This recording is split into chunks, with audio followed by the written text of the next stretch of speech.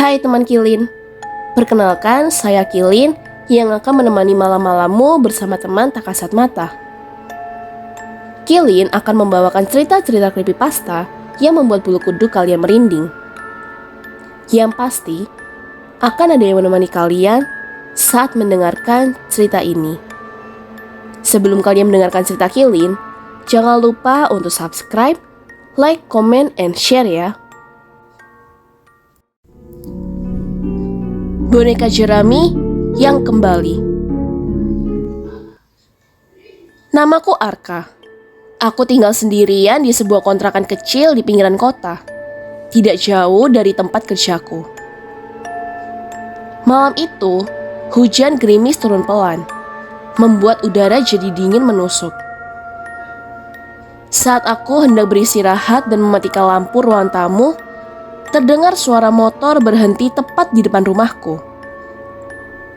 Awalnya kupikir hanya tetangga yang pulang larut malam. Tapi suara mesin itu tidak langsung pergi. Karena penasaran, aku mengintip dari celah gorden jendela. Di bawah cahaya lampu jalan yang temaram, kulihat seseorang berpakaian serba hitam. Wajahnya tertutup masker dan topi. Gerak-geriknya lambat, seolah hati-hati agar tak terdengar. Ia meletakkan sebuah kotak kecil di depan pagar rumahku. Saat aku bergegas keluar, orang itu sudah tidak ada. Yang tersisa hanyalah kotak lusuh berwarna coklat kehitaman basah oleh hujan. Di permukaannya tertulis dengan tinta merah, untuk seseorang yang layak menerimanya. Tidak ada nama pengirim. Awalnya aku ingin langsung membuangnya, tapi rasa penasaran mengalahkan rasa takut. Aku memilih untuk membukanya terlebih dahulu. Bau anyir menusuk hidung saat kotak itu terbuka. Di dalamnya ada boneka jerami yang diikat dengan rambut manusia, rambut yang kusut dan berminyak, dengan paku berkarat menancap di bagian dadanya. Ada pula secari kertas sobek bertuliskan mantra dengan aksara Jawa kuno. Huruf-huruf itu seperti bergerak di mataku, membuat kepalaku berdenyut. Perasaan tidak enak mulai menjalar, dan aku membuang kotak itu ke tong sampah depan rumah. Namun, sejak malam itu, sesuatu mulai mengikuti aku. Aku mulai mengalami kejadian aneh. Awalnya hanya bisikan samar saat aku akan terlelap, suara yang pelan, tapi terlalu dekat di telinga, seperti ada seseorang yang berbicara di ranjangku. Bukan milikmu, katanya. Lalu, lebam-lebam muncul di tubuhku, padahal aku tidak pernah jatuh atau terbentur. Mimpi buruk datang setiap malam, dan mimpi yang sama. Aku dikubur hidup-hidup, tanah menutup wajahku. Dan di atas liang lahat itu, boneka jerami menatapku tanpa mata. Puncaknya terjadi saat meeting kantor di hari Jumat. Tiba-tiba, hidungku mengeluarkan darah deras, membuat semua orang panik. Temanku Seno menyarankan aku mendatangi seorang orang pintar di lereng gunung. Katanya pria itu bisa menolong jika ini memang ulah sesuatu yang tidak kasat mata. Perjalanan menuju rumahnya seperti memasuki dunia lain. Begitu aku duduk di hadapannya, ia menatapku lama. Matanya tidak berkedip. Lalu, ia berkata pelan tapi tegas. Kamu sudah membuka jalan bagi sesuatu yang tidak boleh terbangun. Ia menjelaskan bahwa kutukan dari boneka itu sudah mengikutiku. Satu-satunya cara untuk menghilangkannya adalah mengembalikan boneka itu pada pemilik aslinya. Dan hanya aku yang bisa melakukannya. Aku tidak mengerti, tapi entah kenapa di kepalaku hanya ada satu dorongan. Pulang dan mencari boneka itu. Saat mencarinya, aku baru ingat sesuatu yang membuat seluruh tubuhku dingin. Boneka itu, kutukan itu, semuanya aku yang membuatnya sendiri. Beberapa minggu lalu, aku membuat boneka jerami itu untuk menyantet temanku, karena rasa iri yang membusuk di hatiku. Aku yang mengikat rambut manusia di tubuhnya. Aku yang menancapkan paku berkarat itu, dan kutukannya kembali bukan pada orang yang kutuju, tapi pada diriku sendiri. Di malam terakhir sebelum aku menulis ini, aku mendengar pintu rumahku terbuka sendiri. Di ambang pintu, boneka jerami itu berdiri, basah oleh hujan, paku di dadanya berkarat, dan ada sesuatu yang bergerak di dalamnya. Matikan lampu. Aku tinggal sendirian di sebuah apartemen di lantai 25. Unit ini sebenarnya cukup nyaman, tenang, pemandangan kota terlihat jelas, dan sejak aku pindah 6 bulan lalu, aku tidak pernah mengalami kejadian aneh. Sampai seminggu terakhir. Entah kenapa setiap malam, tepat pukul 2 dini hari, bel apartemenku berbunyi.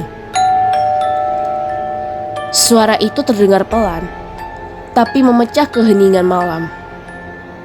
Awalnya aku pikir hanya orang iseng atau salah menekan bel. Tapi yang aneh, setiap kali aku mengecek, tidak ada siapapun di depan pintu.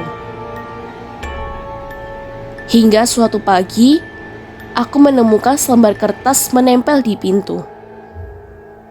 Tulisan di atasnya dengan huruf besar dan tebal. Tolong matikan lampunya. Padahal, aku selalu tidur dengan lampu mati. Malam-malam berikutnya kejadian itu terus berulang.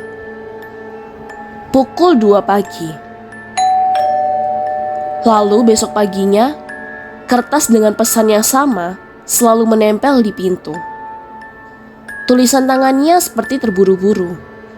Goresannya tajam, bahkan tinta spidolnya kadang masih basah.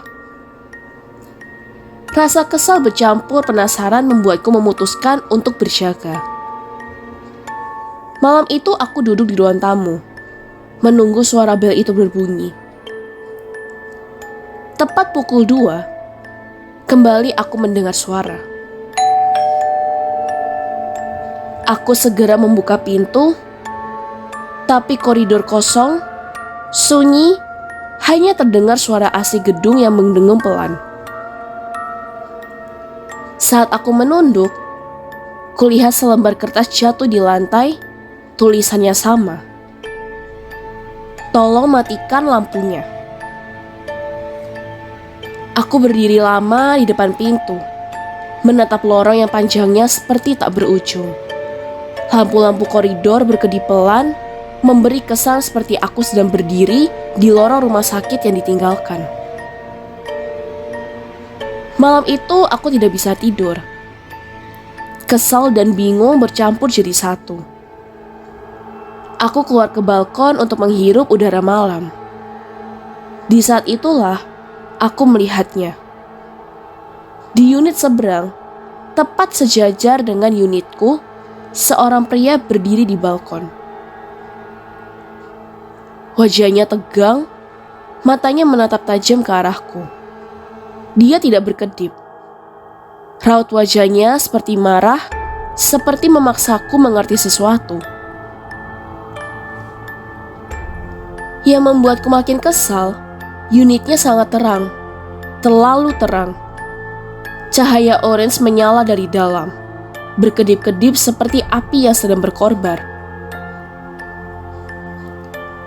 Saat aku menatap lebih lama, ada siluet-siluet lain di dalam ruangan itu. bergerak cepat seperti orang-orang yang sedang berlari panik. Tapi begitu aku mengedipkan mata, siluet itu menghilang. Aku berpikir, apakah orang yang mengirim pesan ini salah unit? Keesokan paginya, aku memutuskan untuk datang langsung ke unit itu. Seorang pria membukakan pintu. Wajahnya sama seperti yang kulihat tadi malam. "Pak, saya mau tanya, apakah Bapak salah satu penghuni unit ini?" Tanyaku. "Iya, ada apa ya?" Jawabnya singkat. "Bapak tinggal di lantai berapa?" Tanyaku kembali. "Lantai 25. Katanya sambil menatapku aneh. Setelah mengetahui beliau merupakan orang yang aku lihat semalam, aku pun menceritakan kejadian bel dan pesan misterius itu. Ia hanya tersenyum tipis, seperti paham, tapi tidak mengatakan apa-apa. Aku pamit, lalu di perjalanan pulang ke unit, aku bertemu salah satu security apartemen. "Pagi Bu, ada yang bisa saya bantu?" Tanya security itu dengan sopan. Aku menceritakan semua yang terjadi. Saat aku menyebut unit seberang, ekspresinya langsung berubah. "Maaf Bu, unit itu dan semua unit di lantai 25 ke atas sudah lama tidak berpenghuni. Sekitar 5 tahun yang lalu, di lantai itu terjadi kebakaran besar. Banyak korban yang tidak sempat menyelamatkan diri. Sejak itu, manajemen menutup seluruh lantai 25 ke atas. Tidak ada yang tinggal di sana lagi."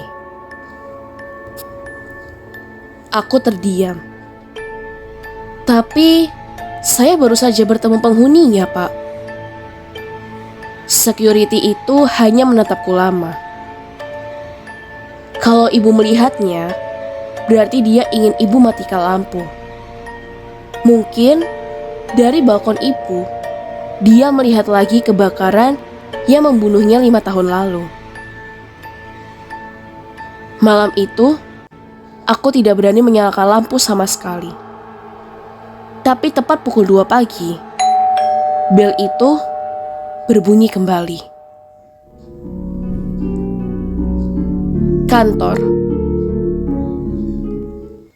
Namaku Dewi. Aku bekerja di sebuah perusahaan asuransi di pusat kota. Hari ini aku pulang lebih larut dari biasanya, karena seharian berkeliling mencari calon nasabah. Badanku lelah, tapi entah kenapa aku memutuskan mampir ke kantor sebentar untuk mengambil beberapa berkas yang tertinggal. Jam menunjukkan pukul 9 malam. Saat aku tiba di gedung kantor, lantai-lantai lain sudah gelap. Hanya lantai kantorku yang masih ada cahaya redup dari lampu kerja. Suara langkahku bergema di koridor panjang. Lift terbuka, dan aku keluar ke ruang kerja yang biasanya ramai di siang hari. Di sana, aku melihat beberapa rekan kerja termasuk manajerku masih di meja masing-masing.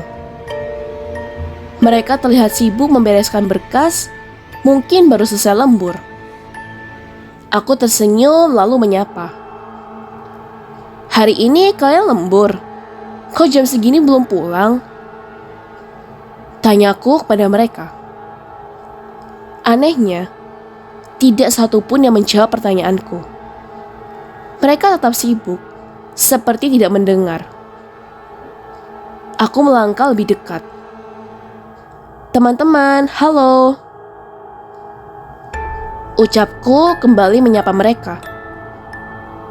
Tetap tidak ada respon. Hanya suara ketikan keyboard dan kertas yang dibalik. Tiba-tiba, ponsel kantor di meja resepsionis berdering kencang. Semua orang berhenti bekerja dan menatap telepon itu. Salah satu karyawan mengangkatnya. Dari jarak beberapa meter, aku bisa mendengar samar-samar suaranya. "Halo?" Wajahnya mendadak berubah pucat. Dewi kecelakaan. Aku terpaku. Rasanya seperti darahku membeku. Mataku beralih pada manajer yang kini berdiri dan berkata keras pada semua orang.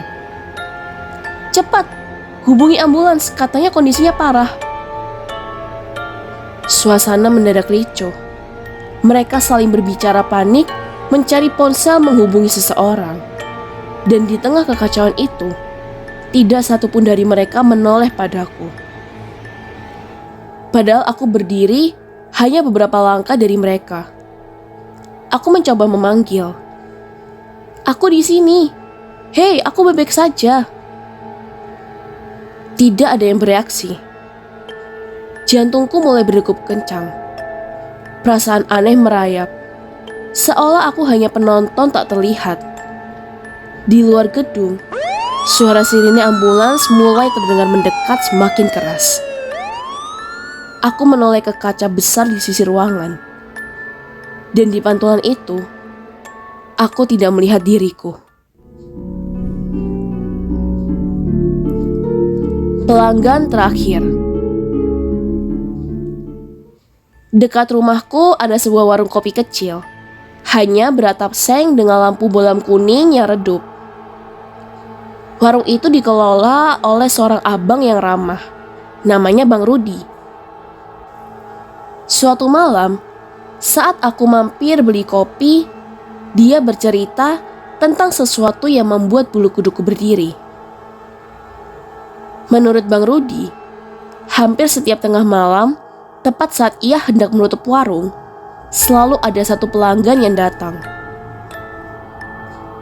Pelanggan ini selalu duduk di kursi paling ujung, menunduk, dan wajahnya jarang terlihat jelas karena topi yang ia kenakan.